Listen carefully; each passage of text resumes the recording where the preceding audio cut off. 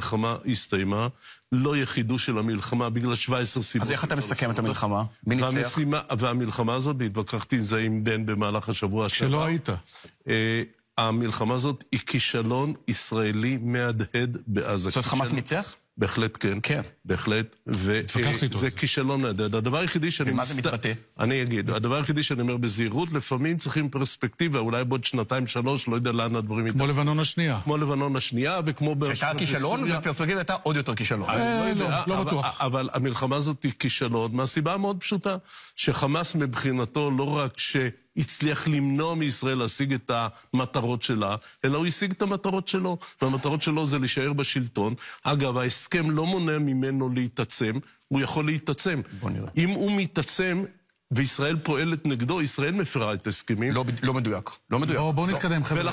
ולכן אני אומר, יש פה זה. עכשיו, כשאנחנו שואלים את עצמנו למה זה קרה, ועל זה כנראה לא נספיק לדבר. לא, נדבר אבל עוד שנייה, רק למה זה קרה, אז 3 שגיאות בלתי נסלחות של מדינת ישראל מלפני 5.